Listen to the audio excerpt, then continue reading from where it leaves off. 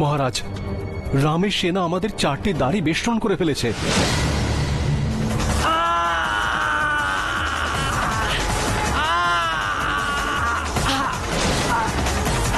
মাতামহ, প্রহস্থের মৃত্যুর প্রতিশোধ আমি স্বয়ং নেব। ওকে। ওই কি রাবণ? না না, ও রাবণ নয়।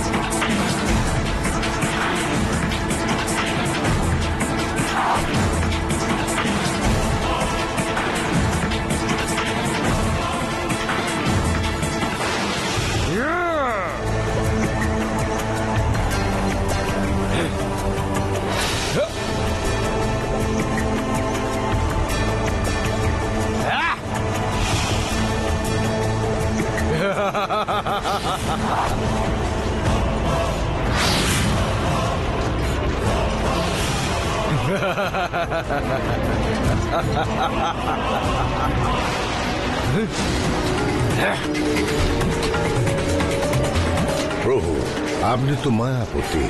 এই সকল মায়াবী পুরুষের মধ্যে যে প্রকৃত মকরাক্ষ, তাকে চেনার উপায় হলো শুধু তার ক্ষত থেকে রক্তপাত হতে দেখা যাবে। অন্যদের ক্ষত থেকে কোনো রক্তপাত হবে না।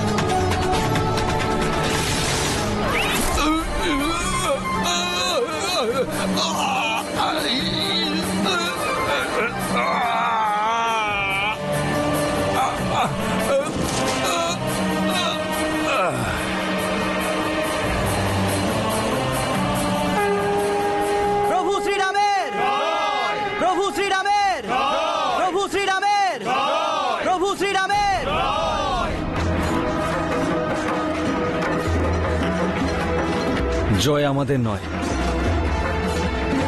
জয় হয়েছে এই পরাক্রমশালী যোদ্ধার। জয় হয়েছে এই মাতৃভক্ত প্রচন্ড শক্তিশালীর। মহারাজ সুগ্রীব। হ্যাঁ প্রভু। এই শূরবীরের মৃতদেহ সম্মানের সঙ্গে লঙ্কায় পৌঁছে দেওয়া হোক। যথা আজ্ঞা প্রভু। মকরাক্ষ,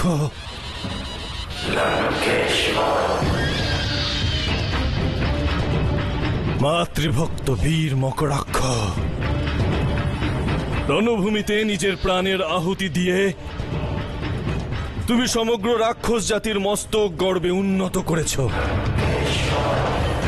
তুমি অমর হয়ে গেছো বীর, অমর হয়ে গেছো তুমি।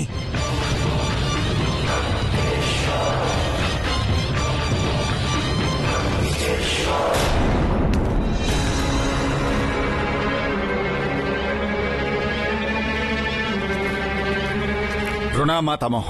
চিরঞ্জীবী ভব, যশস্বী ভব। কি ভাবছিলে পুত্র? যুদ্ধে শত্রুপক্ষ শক্তিশালী দেখে সমগ্র রাক্ষস জাতিকে একত্রিত করার কথা ভাবছিলাম। কেন?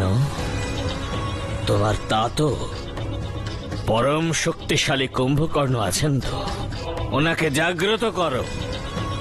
মানব সেনার জন্য উনি একলাই যথেষ্ট। হ্যাঁ মাতামহ, আপনি তো সকল সমস্যার সমাধান করে দিলেন। সেনানায়ক বিরূপাক্ষ। হ্যাঁ যুবরাজ। আপনি এখনই যান, তা তো কুম্ভকর্ণকে জাগ্রত করুন। ওনাকে বলুন যে এটা মহারাজ রাবণের আদেশ, লঙ্কায় ওনাকে অতি প্রয়োজন। যথা আজ্ঞা।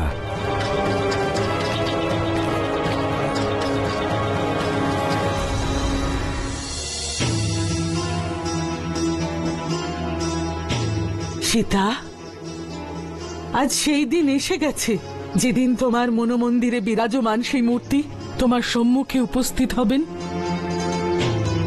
কতদিন আর স্বপ্ন দেখাবেন মাতা? স্বপ্ন সত্য হওয়ার ভূমিকা তো যুদ্ধের প্রথম দিনে লেখা হয়ে গেছে। যুদ্ধ শুরু হয়ে গেছে? বলা হয়ে থাকে প্রথমে যে মারে সেই বীর। আজ তাই সত্য হয়েছে।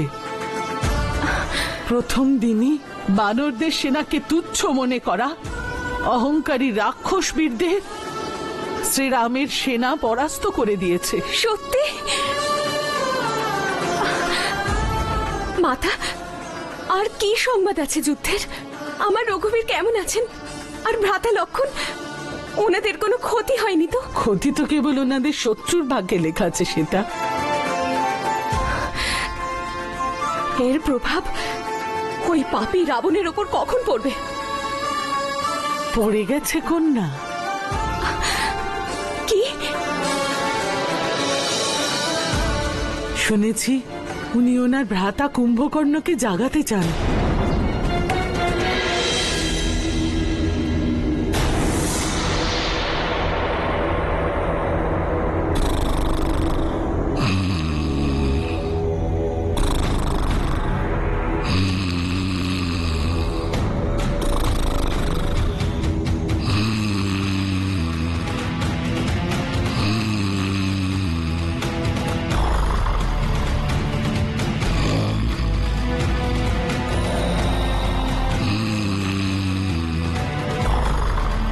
ঢোল আর বাজনা বাজাও।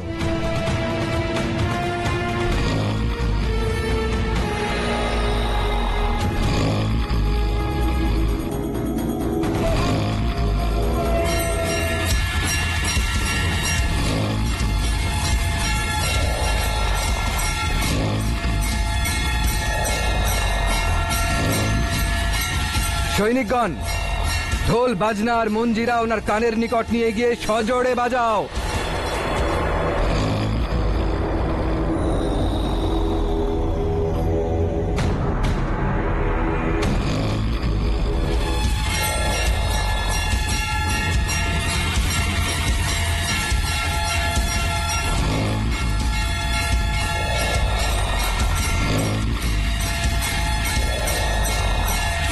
সৈনিকগণ, বন্ধ করো।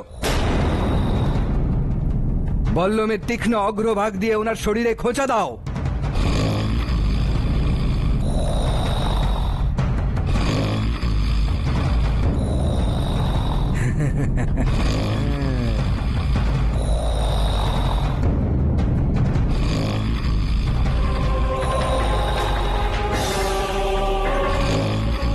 ওনার ওপর তো কোনো প্রকারেই কোনো প্রভাব পড়ছে না। আমি ক্লান্ত হয়ে গেছি। আমার তো দেখছি এখন খুব জোর খিদে পেয়েছে।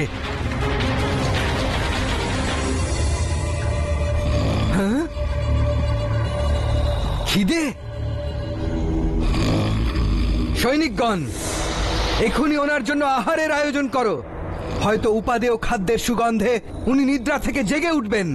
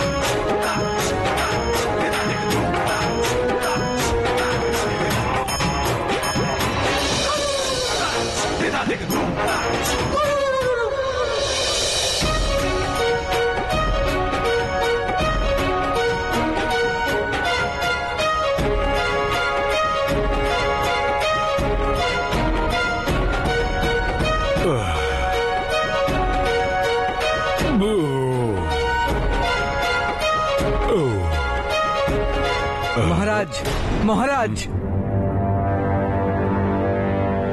সেনাপতি বিরূপাক্ষ, সময়ের পূর্বে আমায় জাগ্রত করার সাহস তুমি পেলে কি করে? লঙ্কাপতি রাবণ কুশলে আছেন তো? আজ্ঞে কনিষ্ঠ মহারাজ, মহারাজ রাবণ সকুশল তার প্রাসাদে বিরাজমান, তথা একটি আবশ্যক কারণে নিজের ভবনে আপনার জন্য প্রতীক্ষা করছেন।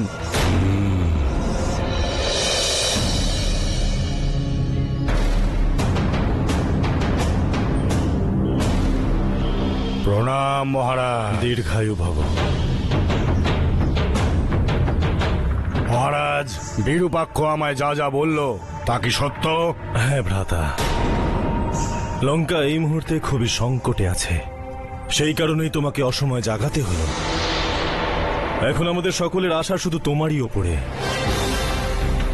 শত্রুরা অল্প সময়ের মধ্যেই আমাদের বড় বড় যোদ্ধাদের ধরাশায়ী করে দিয়েছে। ভ্রাতা, আপনার এই বিষয়ে কোনো আন্দাজই নেই যে বাস্তবে শ্রীরাম কার অবতার? কুম্ভকর্ণ, শত্রুর নামে তুমি শ্রী যুক্ত করে সম্বোধন করো না। মহারাজ, চোখ বন্ধ করে নিলে সূর্যের প্রকাশ লুপ্ত হয়ে যায় না। উনি ত্রিলোকের স্বামী, স্বয়ং শ্রীমান নারায়ণ। ওনাকে শ্রীরামই বলা উচিত। আর আপনি ওনার স্ত্রী সীতাকে হরণ করে এনেছেন।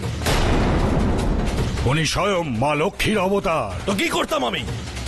নিজের ভগিনীর অপমান চুপচাপ সহ্য করতাম?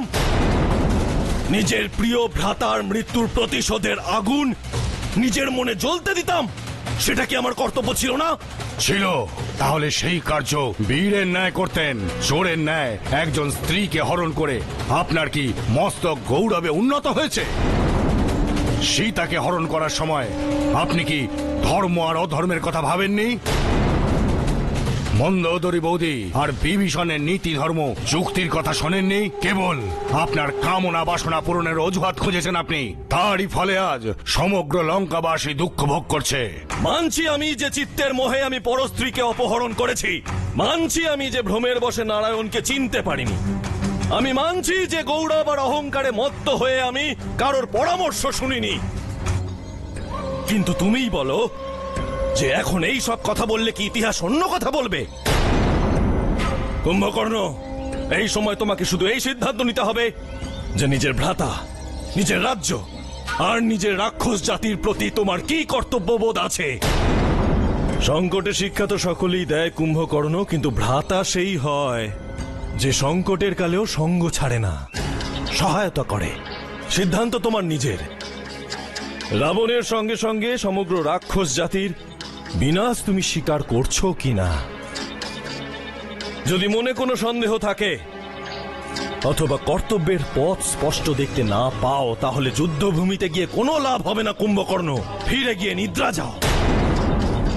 এই রাবণ একলাই যথেষ্ট, কিন্তু রাবণ একলাও নিজের মান আর নিজের মর্যাদায় বাঁচতে এবং মরতে দুটোই জানে। যাও। ভ্রাতা, এই সময় আমার কি করা উচিত তা নিয়ে আমার না কোনো সন্দেহ আর না কোনো দ্বিধা আছে আমার ভাবনায়। আমি তো কনিষ্ঠ ভ্রাতা, আর কনিষ্ঠ ভ্রাতার একটি ধর্ম, যতদিন সে জীবিত সুস্থ ততদিন জ্যেষ্ঠ ভ্রাতার কোনো কষ্ট হওয়া উচিত নয়। কনিষ্ঠ ভ্রাতা যেমন মিত্র তেমন সেবকও। কুম্ভকর্ণ, আমার তোমাকে নিয়ে গর্ব হয়। তুমি হলে সমগ্র রাক্ষস জাতির মান। ভ্রাতা, আপনি যুদ্ধের চিন্তা ভুলে যান। আমি আপনাকে প্রতিশ্রুতি দিচ্ছি যে আজ সূর্যাস্তের পূর্বে ওই বনবাসী রাজকুমারদের মস্তক লঙ্কার রাজপথে বর্তুলের ন্যায় ক্রীড়া করতে করতে নিয়ে আসব, যাতে যাদের প্রিয় আত্মীয় পরিজন এই যুদ্ধে মারা গেছেন তারাও এসে এক একটি করে আঘাত করতে পারে। যদি আমি জীবিত থাকি তাহলে আজ রাতে লঙ্কায় বিজয় উৎসব হবে। কিন্তু ভ্রাতা, কিন্তু কি? যদি সকলের কথা সত্য হয় যে উনি সত্যিই ভগবান, তখনও আমি যুদ্ধক্ষেত্র ছাড়ব না। অতি উত্তম। আমি এক্ষুনি সেনানায়ককে আদেশ দিচ্ছি যে তোমার সঙ্গে যাওয়ার জন্য চৌরঙ্গী সেনা প্রস্তুত করা হোক। না ভ্রাতা, আমার সেনার কোনো প্রয়োজন নেই। রণভূমিতে আমি স্বয়ং একলাই যাব। ওদের অর্ধেক সেনা আমার পদতলেই নিষ্পেষিত হবে। আমায় অনুমতি দিন আর আশীর্বাদ করুন ভ্রাতা, যেন আমার কারণে আপনার গৌরব ত্রিলোকে আরো বৃদ্ধি পায়। যাও কুম্ভকর্ণ, যুদ্ধে বিজয়ী হয়ে এসো। যাও।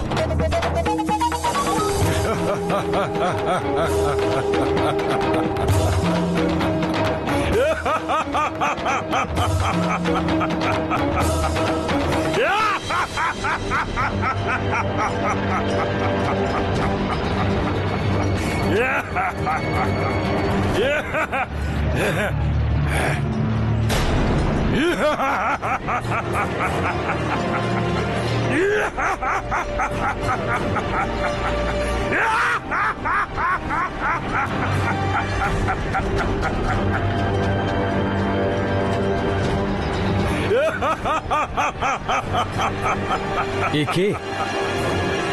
রাবণ কি কোনো মায়াবী রূপ ধারণ করেছে? না, এ রাবণ নয়। তাহলে কে? এ কুম্ভকর্ণ, রাবণের কনিষ্ঠ ভ্রাতা।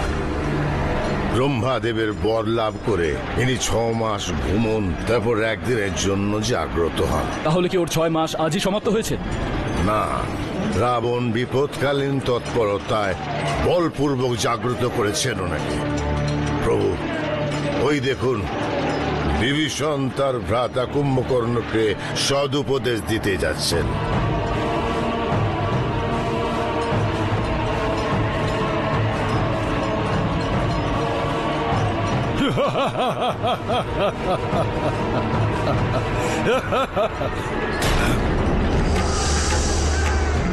বিভীষণ,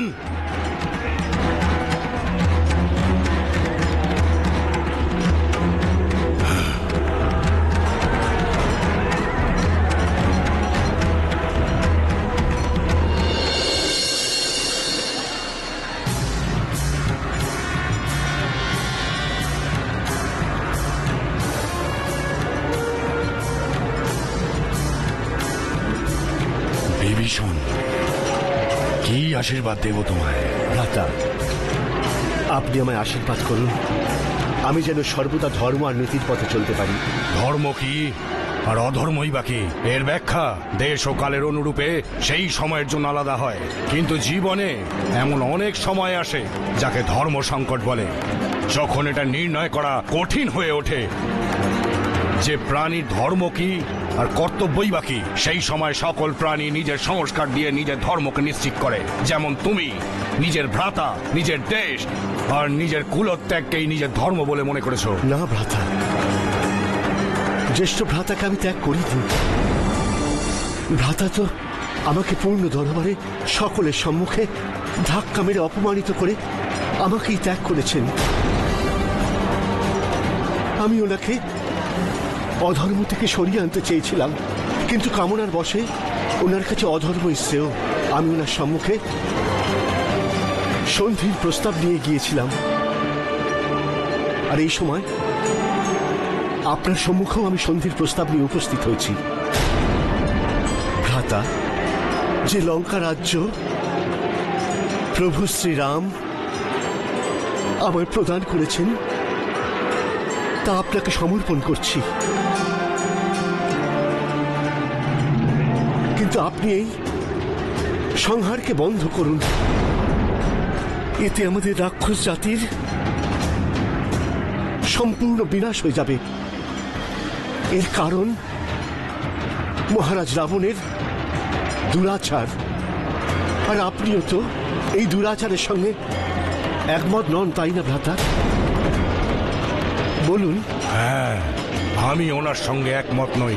তাহলে আপনিও আমাদের দলে চলে আসুন না ভ্রাতা। আর রাবণের সঙ্গ ত্যাগ করব? সৎসঙ্গে তো সকলেই ভালো থাকে, তাহলে ভ্রাতায় ভ্রাতায় সম্পর্ক কিসে? বিভীষণ, এই যুদ্ধে জ্যেষ্ঠ ভ্রাতা একলাই প্রাণ দেবেন। ওনার সঙ্গে প্রাণ দিতে আর কোনো ভ্রাতা থাকবে না। আরে সম্পর্কের গৌরব তো সেটাই যেখানে রাবণের মৃত শরীর থাকবে আর তার চতুর্দিকে ওনার ভ্রাতারা, ওনার পুত্ররা ওনার মৃত শরীরের শোভাবর্ধন করবেন, যা দেখে দেবতারাও মস্তক নত করবেন। যাও বিভীষণ, তোমার প্রভু রামকে সাবধান করে দাও, এবার যুদ্ধ খরা দূষণের সঙ্গে নয়, এটা বানর বালির সঙ্গে কপট যুদ্ধও নয়। যুদ্ধ আজ অজেয় পর্বতের সমান দুর্ভেদ্য কুম্ভকর্ণের সঙ্গে হবে, যার হুঙ্কারে বিধাতা ব্রহ্মাও একদা কেঁপে উঠেছিলেন। কুম্ভকর্ণ হলো সেই প্রকাণ্ড শিলাখণ্ড যার সঙ্গে ধাক্কা খেয়ে ওনাদের কেশ বাঁকা হয়ে যাবে আর ওনাদেরই ওপর প্রহার করবে। তীর তলোয়ার বর্ষা সব ভেঙে পড়ে যাবে। রাম যেমন অসুরদের বিনাশের সংকল্প নিয়েছে, তেমন কুম্ভকর্ণ আজ রামের মস্তককে পদাঘাত করতে করতে লঙ্কেশের চরণে উৎসর্গ করার সংকল্প নিয়েছে। যাও যাও আমার ভ্রাতা, তুমি নিরস্ত্র আমার সম্মুখে দাঁড়িয়ে থেকো না। আমি আপন পর চিনতে পারছি না, আমি আমার নিয়ন্ত্রণেও নেই। এই মুহূর্তে মৃত্যু আমার মস্তিষ্কে তাণ্ডব করছে। মরা আর মারা ছাড়া কিছুই দেখতে পাচ্ছি না আমি। যাও ভ্রাতা, যাও। তোমার প্রভুর পক্ষ থেকে তুমি যুদ্ধ করো, আমার রাজা আমার ভ্রাতার পক্ষ থেকে আমি যুদ্ধ করব।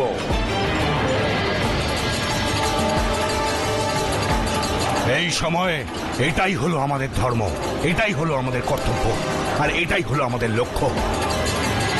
যাও আমার ভ্রাতা, যাও আমার মিত্র, যাও আমার শত্রু, যাও, চলে যাও, চলে যাও।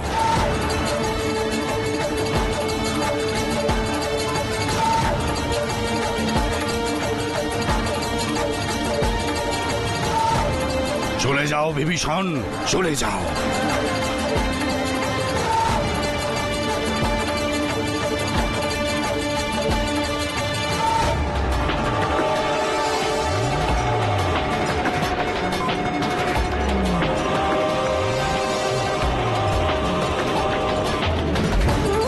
বিভীষণ, আমার ভ্রাতা, যদি আমাদের মৃত্যু নির্ধারিত, তবে আমাদের সকলের বিনাশের পরে আমাদের সৎকার শাস্ত্রবিধি অনুসারে করে নিজের কর্তব্য পালন করো, কারণ তুমি একলাই বেঁচে থাকবে ভ্রাতা।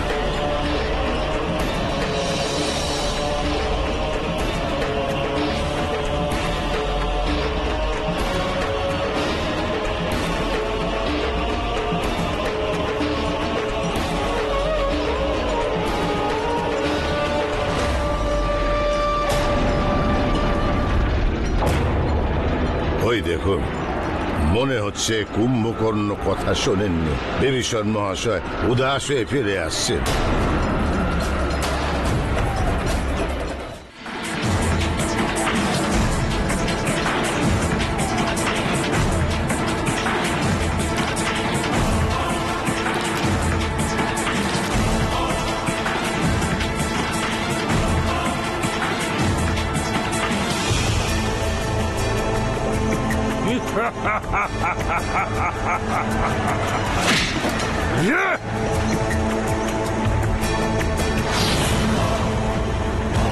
খুব বলবান মনে হচ্ছে বানর তোমাকে।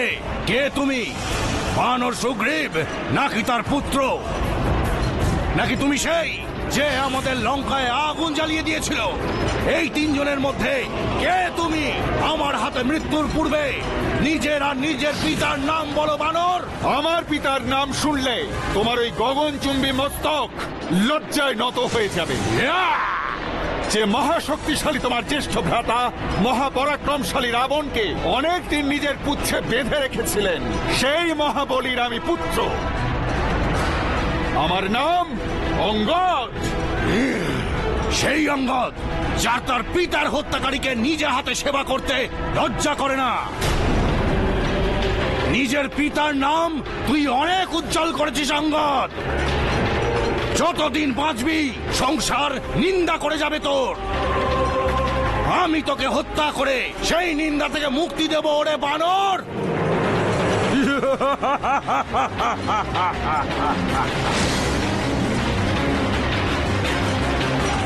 দুই যোদ্ধার মাঝে আগমনকারী কে তুই বানর? ইনি বানর সাম্রাজ্যের যুবরাজ অঙ্গদ, আর ওনাকে রক্ষা করা আমার ধর্ম। তাহলে তুমি সেই রাজা সুগ্রীব? না, আমি হনুমান। হনুমান? তাহলে তুমি হলে সেই লঙ্কার সংহারকারী। আজ কুম্ভকর্ণ তোমাকে সেবার পারিতোষিক দেবে। পারিতোষিক তো তখন দেবে যখন আমার হাত থেকে বেঁচে ফিরবে।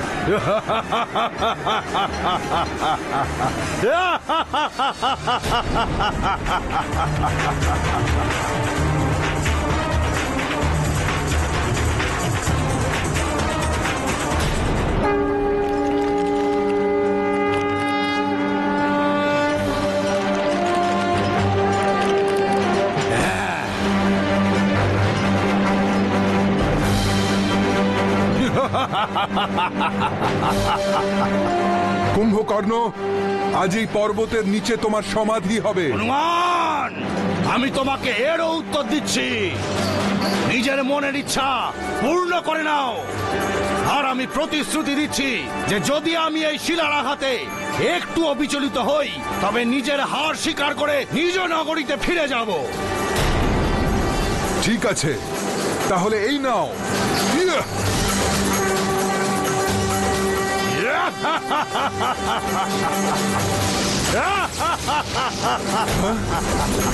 আমি তোমার সাহসের প্রশংসা করছি হনুমান, সেই জন্য আমি তোমাকে জীবিত ছেড়ে দিচ্ছি।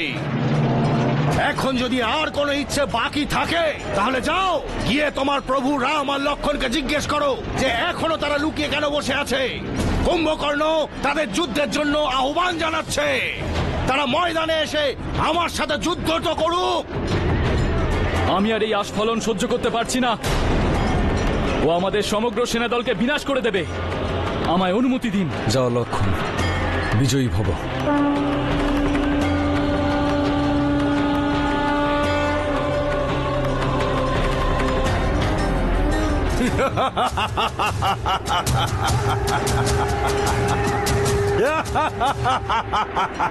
যদি সত্যই বলবান হও তাহলে এই লক্ষণের সম্মুখে এসো।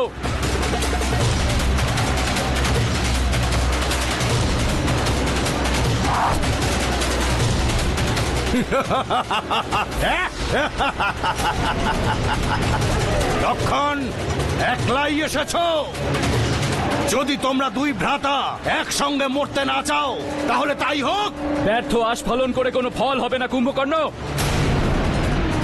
আমায় আহ্বান করেছো, আর এই লক্ষণ এখানে এসে গেছে। এবার আমার সঙ্গে যুদ্ধ করো। অবশ্যই। রাবণের কনিষ্ঠ ভ্রাতা আর রামের কনিষ্ঠ ভ্রাতার মধ্যে কেমন যুদ্ধ হবে তা দেখার জন্য ওই আকাশে দেবতাগণ অপেক্ষা করছেন। লক্ষণ, আমাদের ভগিনী শূর্পণখা নিরপরাধ ছিল। তুমি যে হাতে তার নাক কেটেছিলে, আজ আমি সেই হাত দুটিকে কেটে ভূতলে নিক্ষেপ করব। তখন আমার মনে শান্তি আসবে।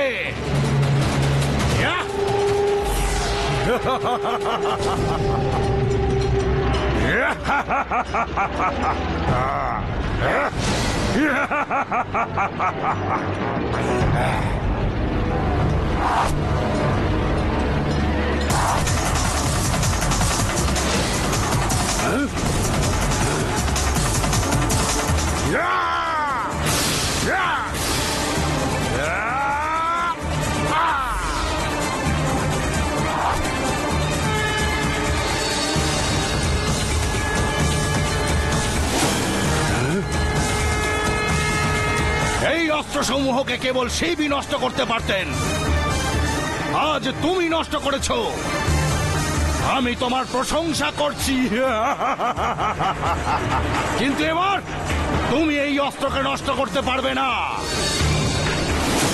শিবের অমোঘ ত্রিশূল।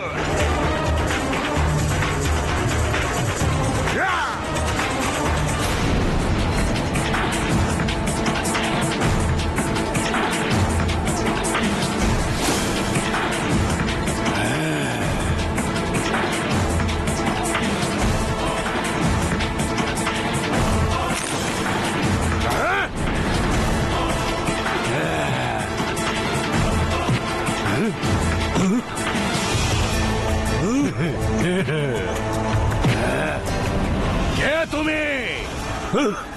আমি হলাম বানররাজ সুগ্রীব। তোর কাল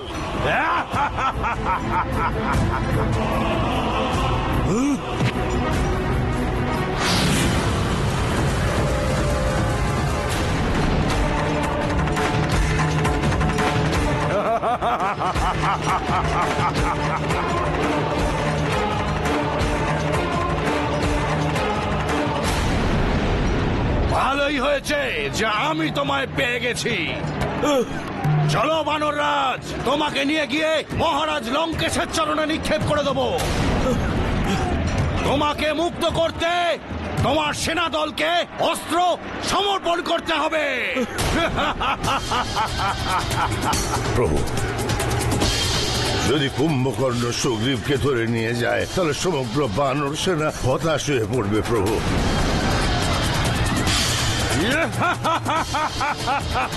চলো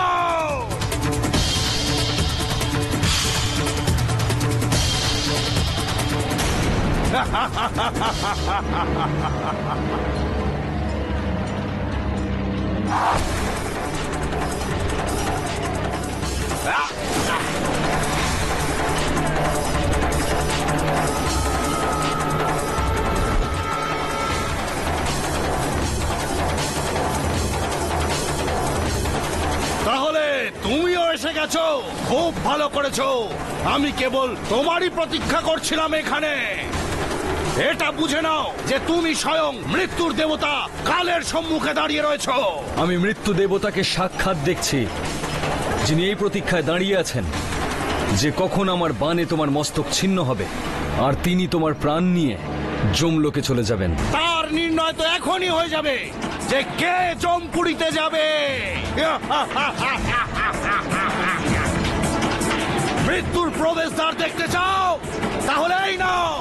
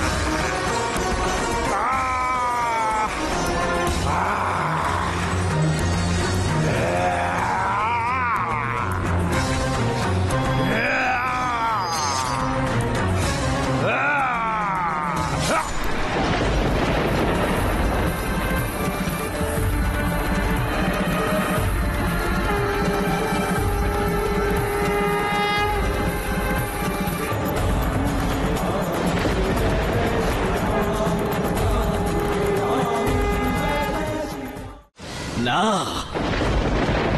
কুম্ভকর্ণ অমর, অবিনশ্বর সে। কালও তার কাল হতে পারে না। অসত্য এ কথা, কোনোভাবেই সম্ভব নয়। কথা সত্য মাতামহ। আমাদের মহারাজ মহাবলী কুম্ভকর্ণ যুদ্ধক্ষেত্রে চিরনিদ্রায় গেছেন। জাম্ববান মহাশয়, আপনি বিভীষণ মহাশয়কে বলুন যে একটু ধৈর্য ধরতে। ভবিতব্যকে কে খণ্ডাতে পারে? লক্ষণ মহাশয়, কুম্ভকর্ণের ন্যায় ভ্রাতা পাওয়া খুবই কঠিন। শ্রী বিভীষণ সর্বদাই ওনার আশ্রয়ে প্রেমী লাভ করেছিলেন। আজ ওনার এমন মনে হচ্ছে যেন এই সংসারে একেবারে একলা হয়ে গেলেন। জাম্ববান মহাশয়, আপনি এত জ্ঞানী হয়েও এমন কথা বলছেন। আপনি গিয়ে বিভীষণ মহাশয়কে বোঝান যে কেউ কখনো কারোর মৃত্যুর কারণ হয় না। কাল স্বয়ং মৃত্যুর কারণ খুঁজে নেয়। এমন কোনো শাখা আছে কি যাতে ফুল ও ফল ধরেছে অথচ তার পতন হয়নি? এমন কোন জীবন জ্যোতি আছে যা প্রজ্বলিত হয়েছে আর নিভে যায়নি? আপনি, আমি আর এই সংসারের সকল জীব অবশ্যই একদিন কালের গ্রাসে পতিত হবে। কুম্ভকর্ণের ন্যায় ভ্রাতার মৃত্যুর কারণ হয়ে আজ বিভীষণ মহাশয়ের মস্তক লজ্জায় নত হয়ে গেছে। ওনার হৃদয় গ্লানিতে ভরে গেছে। এমন হীন ভাবনা তো কোনো কর্মহীন, কর্তব্যহীন অথবা কোনো পাষণ্ডের কারণে মনে স্থান পায়। কুম্ভকর্ণের ন্যায় একজন অপূর্ব, অদ্বিতীয়, বিশাল ব্যক্তিত্ব সর্বদা এক ব্যতিক্রমী উদাহরণ রূপে অমর হয়ে থাকবে।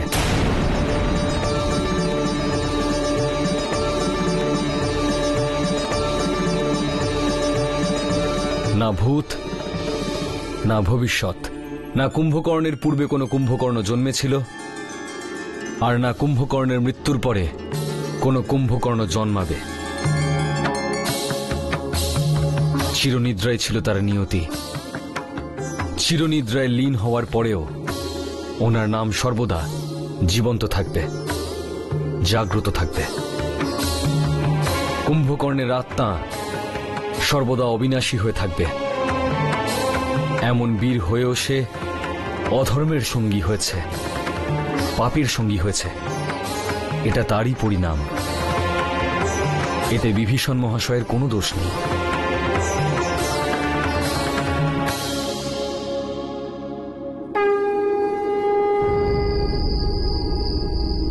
কি বলছেন মাতা?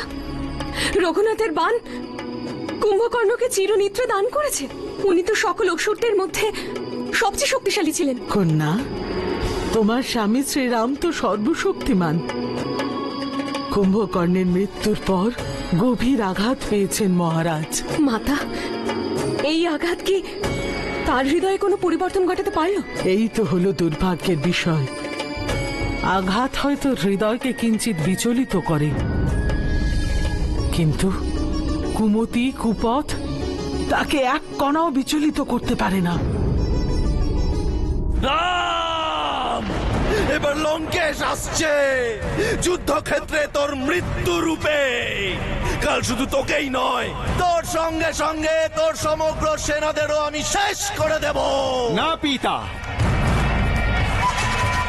ওই দুই ভ্রাতার প্রাণ আমি নেব। ওদের মৃত্যু আমার হাতে লেখা আছে। না ইন্দ্রজিৎ, কালকের যুদ্ধ শেষ যুদ্ধ হবে। কাল লঙ্কেশ সাগর তটকে ওই বানর সেনার শ্মশান ভূমি বানিয়ে ছাড়বে, এ আমার প্রতিজ্ঞা। প্রতিজ্ঞা রক্ষার জন্য আপনার পুত্র মেঘনাদ এখনো জীবিত পিতা। আমি শপথ করে বলছি, এই মেঘনাদ কাল যুদ্ধভূমি থেকে আপনার প্রতিজ্ঞা পূরণ করেই ফিরবে। রামের মস্তক, লক্ষণের বক্ষস্থল, অঙ্গদ, সুগ্রীব আর হনুমানের প্রাণ নেবার জন্য আমার অস্ত্র শস্ত্র ব্যাকুল হয়ে রয়েছে। আমার উপর আস্থা রাখুন পিতা। এই মেঘনাদ কাল যুদ্ধের চক্রটাই বদলে দেবে। অনুমতি দিন পিতা, আশীর্বাদ দিন। যাও পুত্র, বিজয়ের গৌরব পতাকা উড়িয়ে এসো। তাই হবে পিতা, আর তাই হওয়া উচিত। কাল সূর্যাস্তের পূর্বে ওই সূর্যবংশীয়দের সূর্যাস্ত ঘটিয়ে এই মেঘনাদ গগনে গর্জিত মেঘের ন্যায় সমগ্র ব্রহ্মাণ্ডে নিজের জয়নাদ বাধ্য করে ফিরবে। আর যদি 10 দিকে মেঘনাদের জয়নাদের ঘোর গর্জন গুঞ্জিত না হয়, তাহলে এই মেঘনাদ আর শস্ত্র ধারণ করবে না, লঙ্কার মহাসাগরে সলিল সমাধি নিয়ে নেবে। না পুত্র, না। আমার পূর্ণ বিশ্বাস যে তুমি বিজয়ী হয়ে ফিরবে। তুমি তোমার পিতার মস্তক গর্বে উন্নত করবে। আমার পূর্ণ বিশ্বাস আছে, আর এই বিশ্বাস আমার হৃদয়ে তড়িতের ন্যায় গর্জন করছে। যাও, আর বিজয়ের নতুন কীর্তি স্তম্ভ স্থাপন করো। যাও।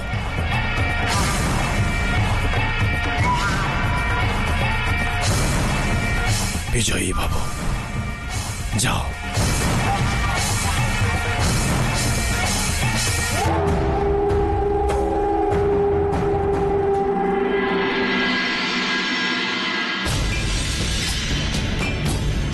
মহারাজ সুগ্রীব, বলুন প্রভু। যতক্ষণ বিপক্ষ থেকে আক্রমণ না আসে আমাদের পক্ষ থেকে আক্রমণ হবে না। কিন্তু ভ্রাতা, আমাদের সকল প্রকারের সচেতন আর সাবধান থাকা উচিত। আসুরি মায়ার কোনো অন্ত নেই। আরো কঠিন কষ্ট সহ্য করেও লঙ্কেশ্বর অন্তিম শ্বাস পর্যন্ত যুদ্ধ করবেন।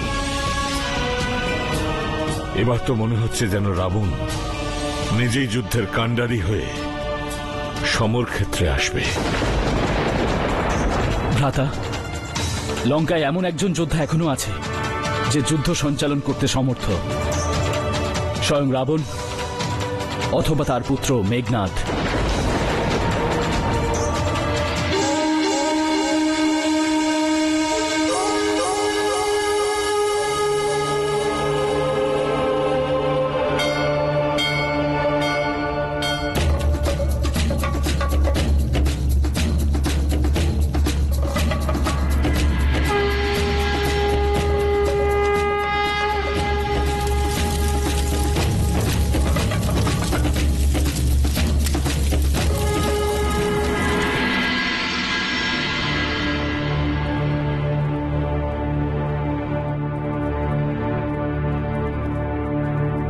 মাতা,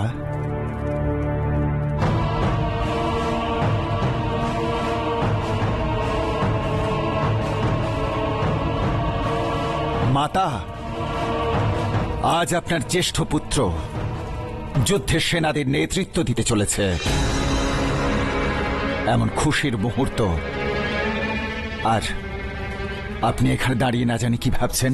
এই কথাই ভাবছি যে এই যুদ্ধের পরিণাম কি হবে। এই যুদ্ধের কেবল একটিমাত্র পরিণামই হতে পারে মাতা, আমাদের বিজয়।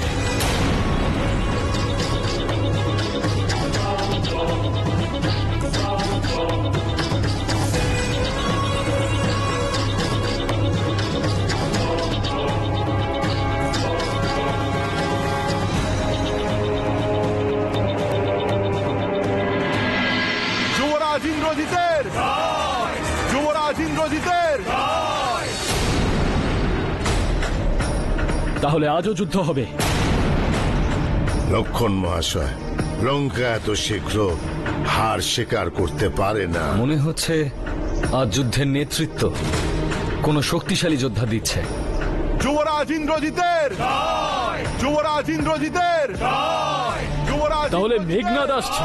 হ্যাঁ, যুবরাজ ইন্দ্রজিতের। লঙ্কেশ্বর আজ তার সবচেয়ে প্রিয়, সবচেয়ে অমূল্য, মহাপরাক্রমশালী পুত্রকে যুদ্ধে পণ করেছেন।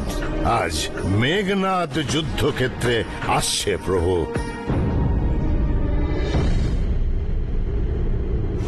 অদৃশ্য হয়ে মায়া যুদ্ধের বিদ্যায় তার চেয়ে বড় আর কেউ নেই। আপনাকে তার থেকে সাবধানে থাকতে হবে বীর কুমার।